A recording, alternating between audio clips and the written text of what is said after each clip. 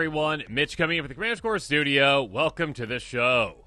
So on today's episode, I've got a fun one for you because I'm talking about cards that you'd never expect to win games, but they really do. Let's jump into them.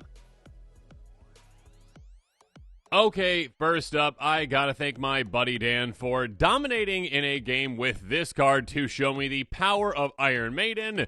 No, not the band. Anyways, the band's amazing. But anyways, Iron Maiden in Magic is an artifact for 3, and it says, during each of your opponent's upkeeps, Iron Maiden deals 1 damage to that player for each card more than 4 in their hand.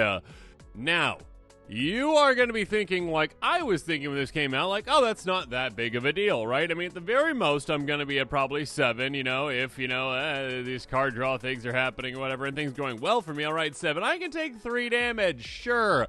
Not a big deal at all. And most of the time, I won't have 7 anyways, and I'll be taking less or none at all. Here's the thing.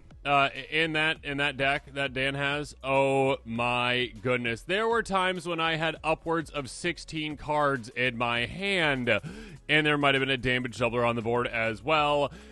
And I was dreading getting extra cards drawn for me. And I say that in that I'm not trying to draw the extra cards, but I'm being forced to draw the extra cards, and all of a sudden I'm being punished a ton for it. So I very much wish I did not have a hand at that point versus the 16 cards that I did, and this card can most definitely dominate and win a game unexpectedly for the right deck. Next up, Scoot Scoot! What an adorable little Scoot mob. Now, this is the OG Scoot. This is the Scoot that started it all. This is not Scoot Swarm, it is Scoot Mob. And players might forget just exactly how amazing this card can be and how, yes, this tiny little 1/1 insect for a single green mana, that's right, a single green mana can be a game ender. Because at the beginning of your upkeep, if you control 5 or more lands, you get 4 counters on Scoot Mob. That's right, 4 counters. Again, at first your opponent's like, oh, cute, look at the little Scoot Mob. Oh, it's not that big of a deal.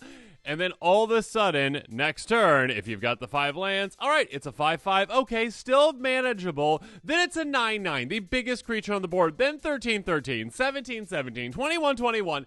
This thing gets massive in absolutely no time. And again, the investment is basically nothing. Nada, zilch, 0. I mean, it's 1. But still, just 1 mana. Again, you can drop this on turn 1, set it and forget it, and all of a sudden, oh, by the way, eventually it's the biggest creature on the board, and it is dominating my opponents. Obviously, also works really well in counters decks that, utilize Proliferate, etc., etc., etc. Scoop Mob, although adorable, is deadly. All right, buckle up for this next one. Yet another very cheap card. Again, just 14 cents for this gem. Wild Beastmaster, a 1/1 human shaman for 3 mana in green. In the art, I always think, like, there's a giant horse right there. No, that's probably a statue. Yeah, that always throws me off. It's like, okay, there's bears, there's elk, there's, or deer, whatever they are out there. But that giant horse is probably a statue. Anyways, outside of the art on this card, which again is amazing, whenever it attacks, each other creature control gets +X as well after X's while Beastmaster's power. Now, here's the thing. This on its own, yes, will not win you the game. Just going, okay, I attack. My team gets +1/+1. Look out, world. No. That being said, yeah, this can have like Craterhoof Behemoth levels of pump and then some. Because, obviously, if you're in any kind of a deck that can pump this, and there are certain commanders out there that, work through that, literally, like, that's what they do, they pump other creatures, or if you've got any kind of an equipment deck, maybe you've got something where you can guarantee that you gain power on this, you can then spread out that power to everything else. Again, basically like an overwhelming stampede kind of style card, but on a creature, again, based off its own power.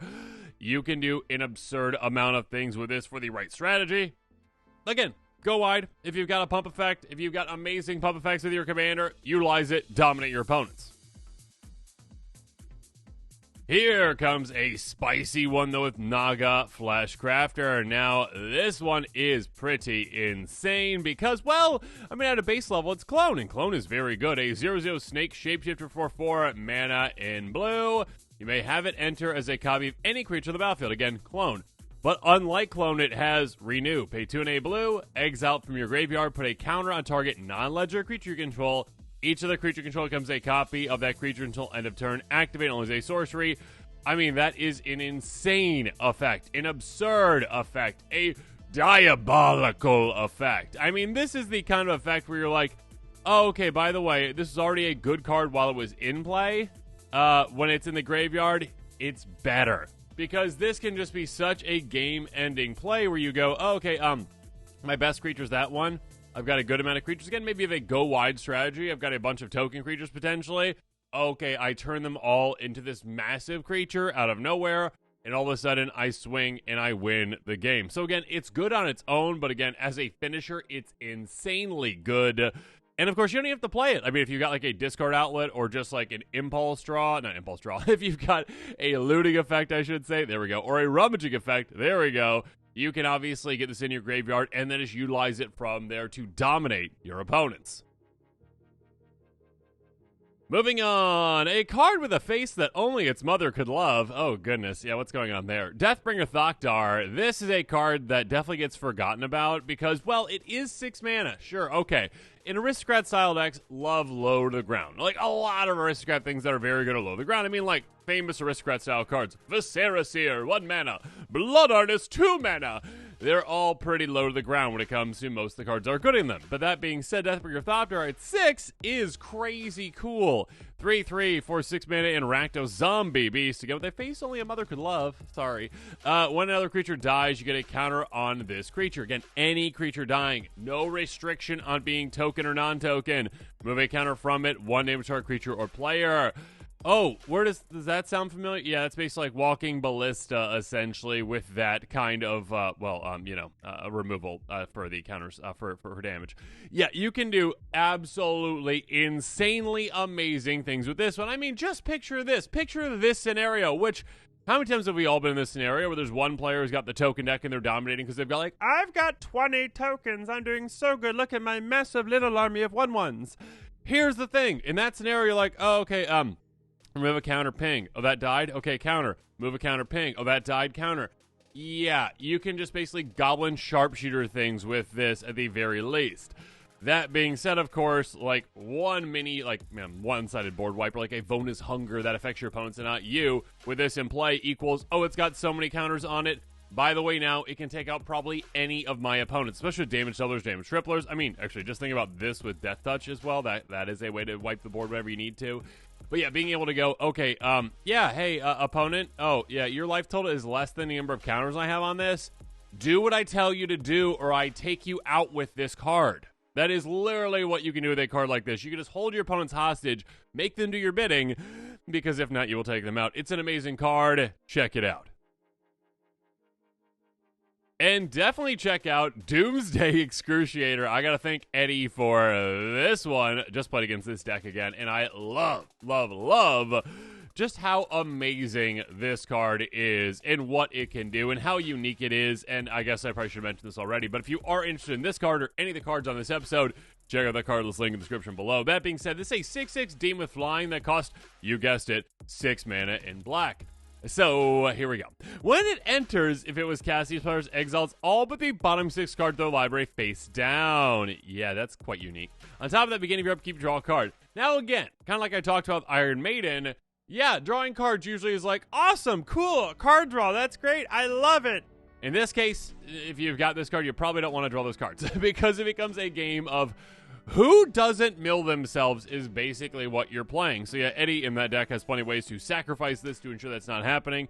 And obviously cards like Sign in Blood can become even game-ending cards themselves with this because when everyone's library is at 6, it doesn't take long at all to take players down to no cards in library and drawing to lose the game. So again, this is an unexpected card because it's like Doomsday, but the purpose isn't actually like, okay, set my library to exactly what I need so that I win from there. No, the purpose is everyone goes down to 6. I just basically mass milled you, and now there's a race to the finish line of who doesn't mill out and lose. Such a cool card. Thanks again, Eddie. But blame Eddie if you lose to this one now because of it. I am a sucker for Transmute effects. Transmute is an amazing keyword. I absolutely love it. And it is a keyword I think that is a bit underrated. It's a 2/4 horror. Netherborn Phalanx for 6 mana in black. When it enters the battlefield, each opponent loses 1 life for each creature they control, and you can transmute it. Now, I'm going through this card pretty quickly, and I probably shouldn't be, because, like me, you might have just kind of skipped over the, ETB Drain, because here's the thing. There have definitely been decks where I've included this card in it, because I have a 6-mana card that I want to tutor with this. Again, Transmute means you pay that mana, again, 1 black in this case, discard this card, search life for a card with the same converted mana cost as this card, reveal it, put your hand, then shuffle your library, transmute with a sorcery. Basically, it's a 3-mana uncounterable tutor. Technically, you could counter with a Stifle, but again, you can't actually counter it with a regular counter spell because you're not casting it. It's an ability. You're just actually utilizing it. So again, Stifle effects can stop it, but who runs Stifle effects? Very few people. So anyways, I'm going to get some comments like, I run Stifle effects. Good for you. Okay, good job. That being said, when we have this card in our deck, obviously, it's an amazing tutor. That's great. If I've got something at 6 mana, I really want to go get that. But there have been times where it's like, oh wait, actually the play isn't to go tutor for that card that I love. Usually Song of the World Soul, love that card. Anyways, the play is not that. The play is actually, actually, I can take out 2 players with this. Like this unexpected card that was literally just here in the deck as a tutor typically, I play it. And all of a sudden, again, you've got your token army over there. Okay, now your tokens are working against you and you just got drained for a ton. Or if you're in a blink deck with this, my goodness, now you're like, okay, all right, get it in play, cloud shift it. Now you just lost twice as much life as the creatures that you have. Do it again and again and again. You can drain opponents in absolutely no time with this. And again, it's a good solid tutor when you need it. It's an amazing card. 16 cents. That is all it will take you to take out all of your opponents at once. 16 cents. Well, okay, a 9 mana, but still. Anyway, Soul of Eternity is a star avatar for 7 mana. Power and toughness are each equal to your life total. Basically, Sarah's avatar, but yeah, it is not the whole can't be in your graveyard. Basically, it hits your graveyard and gets reshuffled in your library, which sometimes is a good time. If you're the Atla Palani deck that I built around it, which is quite funny with Warstorm Surge and those kinds of things, and you just keep cracking eggs and get it back into play again. That's a different story for a different day, though. Anyways, go check out that episode. That being said, with this one, yeah, you actually really want it in your graveyard. And actually, what's going to be happening with it in your graveyard is, hey, you can Encore it out for 9 mana. Exile to your graveyard. For each opponent, you get a token's copy of it. It gains haste. Sacrifice is going to extend step. Activate a sorcery. It's going to be attacking. Yeah, you basically say, okay, hey, do I have more life than my opponents? Okay, I can one-shot all of you by swinging with this. If you've got any way to get them all through, you just win the game right then and there. Or again, if this is post-board wipe and your opponents don't have any blockers, they're gone. If you've got Levitation in play, and again, all your creatures, you don't have flying, your opponents don't have any flyers, they're gone. Even if you don't have unblockability, it's just at least okay, remove 3 things in play, and if your opponents don't have any good blockers, oh no, I've got to use my commander as a blocker, oh no.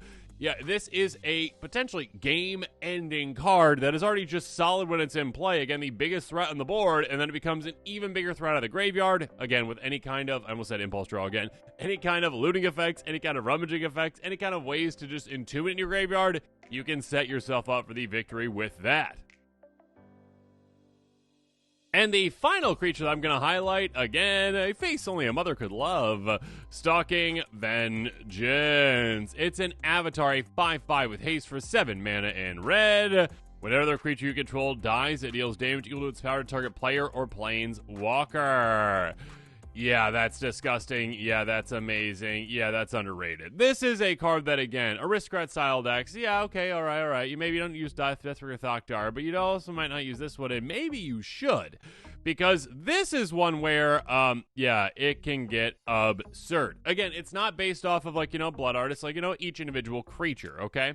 This one is based off of power. So again, it's not just Aristocrat style decks out there. This is for decks that might be creature heavy, that have a good amount of powerful creatures. And this is, in a way, kind of like board wipe insurance in a way too, because you're okay, I get this in play, I've got my big creatures in play, and all of a sudden my opponent's Wrath of God. And it's are you sure you want to do that? Because if you do, I'm taking you out with all this damage. Oh, well, I kind of have to because you've got such a good board state. Well, I don't care. Don't do it or you're gone. Oh, no. Yeah, this is a crazy good card. Throw a lifelink on it, too, and have fun with that. It's kind of like a reverse Warstorm Surge in a way. And a 5/5 haste, that's not too bad there, too. Have fun.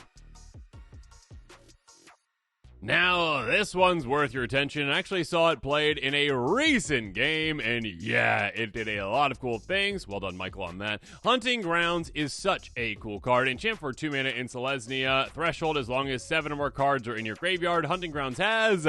whenever an opponent casts a spell, you may put a creature card from your hand onto the battlefield. So here's the thing. Yes, this is an enchantment that is absolutely nothing when you don't have Threshold. But the upside, the ceiling on this card is sky high. Because here's the thing, your opponents forget about it. They literally forget about it, and they're like, oh, I'm playing this card, okay, I'll play my little cantrip. It's like, oh wait, you just played an opt. You just played an opt. And the player who's got Hunting Grounds in play now just got to cheat in play in Eldrazi or whatever. It is literally a card that is just 2 mana, a small investment that sits around there. Again, enchantments, in my opinion, are the sturdiest kind of card type out there. They're the hardest to deal with in general out there. It's going to stick around. Once you get Threshold, the amount of value you can get you is insane. It's absurd. And Threshold's not that hard to get actually in decks that work to get it. In decks that actually, okay, care about the graveyard, maybe self-mill, maybe Reanimator, or maybe just, okay, I've got a decent amount of, looting effects, rummaging effects, whatever it is, entomb effects. You got ways to get there, and once you're there, you're probably going to be sticking there, and you're going to be able to just get so much insane value. At the very least, in an Enchantress deck, it's like, okay, it's a 2 mana, just, okay, cool, I get, like, whatever triggers off my Enchantresses, Constellation effects as well, and if the upside happens where I get Threshold, my goodness, look out. But yeah, for a deck that is dedicated to the graveyard, dedicated to this, you can do some insane things. Wait until you see this next one, though, because Illusionist Gambit is a card that will have your opponents scratching their heads and then panicking. Instant for 4 mana in blue, cast a spell on during the declare blocker step on an opponent's turn, remove all attacking creatures from combat and untap them. After this phase, there's a combat phase. Each of those creatures attacks that combat if able, it can't attack you or planeswalkers that you control that combat. Here's the thing. This is an out-of-nowhere surprise card that will just decimate your opponents. Multiple opponents, really, is how this happens. Essentially, your opponents are, like, ganging up on you because, I don't know, maybe you, like, did some things earlier where you, like, became the arch enemy. Who cares? Anyways, opponents are like, don't worry, I'll attack and then you attack. Great, we'll do it. We'll get him. Yeah. And you're like, okay, you just swung at me with your army, right? Yes. Okay, send them at your buddy. Yeah, if it is a 2-on-1 scenario at that end of the game, kind of, you're like, oh yeah, I just took both of you out with one fell swoop. I mean, obviously, in a scenario where there are 3 opponents, still the player can just swing at either player. Maybe they're all up against you. Maybe you become a real arch enemy. But that being said, being able to just say, okay, you've got your massive alpha attack that was planned to take me out. Now it is either taking someone else out or sending all your creatures into danger and they are getting taken out. So this is a game-changing card that can negatively affect multiple opponents while leaving you scot-free in combat. It's lovely. It's like the most amazing fog ever. Okay, there's more amazing fogs too, but it is an amazing fog, essentially. Moving on, a pump effect that gets forgotten about. Scale Up. Such a good card. Source for a single green mana. Until end of turn, target creature you control becomes a green worm with base power and toughness 6/4. And also on top of that, Overload for 6 mana. So basically, all your creatures get that instead. So, this is a card that, yeah, if you've got, say, like, a commander that cares about combat, cares about hitting, cares about maybe, like, hey, okay, getting through and dealing damage, and you get benefits based on damage or something like that, or just a Voltron-type deck-ish, base power adjustments can be very good for low-to-the-ground creatures. So, here's the thing, though. This can be game-ending because you also have the flexibility of going, oh, you know what? Instead, actually, let's just go big. Let's make all of my creatures 6/4s. Yeah, and just all of a sudden turn the table on my opponents. Again, if you've got that go-wide strategy, if you've got a bunch of little 1/1s, you paid 6 mana to turn them all into 6/4s, that can just end the game. Swing through, take them all out, have fun. This is where things get interesting, though, because Mob Rule still isn't getting the respect that it deserves. Deserves. I don't know if I was saying reserves there, but it reserves respect. Reserve it. Anyways, reserve your copy right now for $1.09, apparently. Sorcery for 6 mana in red, choose 1. Gain control of all creatures with power 4 greater until end of turn. Untap those creatures that gain haste till end of turn. Gain control of all creatures with power 3 or less till end of turn. Untap those creatures that gain haste till end of turn. Basically, well, it's like a mini insurrection. Okay, so here's the thing. Players are like, well, if I'm going to gain control of the creatures, I want to gain control of all the creatures. Well, insurrection costs, what, like 3 mana more than this? Number 1. Number 2, Yeah, 6 mana, that's very easily reachable for most things. You can do like multiple things on a turn later in the game with like 6 mana plus something else. You can do a lot with this kind of a card, and again, because it's not quite insurrection, like I get everything, players sleep on it. Versus like sometimes you just need all the creatures that are either big or small, and you still win the game. Being able to go like, okay, I gain control of all the big creatures, I gain control of the small creatures, whichever one it is that benefits me more, I will do so. And I will either decimate multiple boards, multiple players, or I will just straight up win the game. Reserve your copy now. Mob Rule. Okay, one that is absolutely hilarious to see the looks on your opponent's faces when this happens. Reverse the Sands. It's a sorcery for 8 mana and white. Redistribute any number of players' life totals. Basically, each of those players gets 1 life total back. Yeah, you can't go, I get 2 life totals, and you get none. No, that's not how that works. This is a card where it's literally like, okay, yes, it's 8 mana. Yes, it's a big effect. And here we go. It's going to be, yeah, I was in the most dire situation out of everyone. I have basically no life at all. All of a sudden, I am making the best deals in the world. Okay, this is, non-negotiable, but there's a player that's got 100 life, so I'm taking that one. And who wants my life total at 4? Okay. Who's my biggest enemy out there? Who's in the best position potentially? I just literally took the player again who was at 100 or whatever it is, put them down to 4. They're the lowest threat essentially, and you can make deals with the other players as well not to do it to them. And of course, to swap life totals if you need to with other players too. There are so many political avenues to this card that can set yourself up to just unexpectedly win. Again, going from nothing, going from the worst scenario to the best scenario, eat your heart out opponents. Literally, with this kind of a card. Finally, though, this 10-cent card will change everything that you think about in a deck. Because this is a card that, well, treasures terrain. I should probably read the card first. A sorcery for 8 mana and Gruul. Deals damage to each opponent equal to the number of lands that player controls. And it's got basic land cycling for 2. This is a card that initially I had in my Joda deck, basically, a long time ago. Because, like, you know what? Basic land cycling is solid for that kind of a deck. It's a big mana card that you can cast, right? But it does have the ability for me to just go, okay, actually, you know what? I need a land instead. Let's just utilize that. It's early in the game. I need to get that land. I need to hit my land drops. I will do so with this. But end game, my goodness, you don't realize just how much damage this is going to be doing. Again, you've got the green players out there with all the lands in the world. And actually, technically, you're a green player with this too. But it only hits opponents. And suddenly, you're just going, oh, okay, that player's got 12 lands. They're at 10 life. Okay, they lose. Or, if you're like me and you've got a Joda Villainous Wealth deck with a bunch of copy spells in it, yeah, you're copying this thing like 5 or 6 times at the end of the game. And it doesn't matter how many lands players have.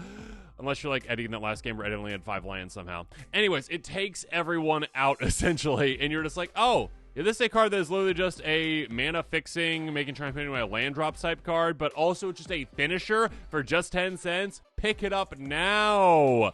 And again, if any of the other cards in this episode interest you, check out the card list and link in the description and pick them up. And with that, this episode is coming to a close. Make sure you comment below with your thoughts on this one. And of course, as always, thanks again and have a good one.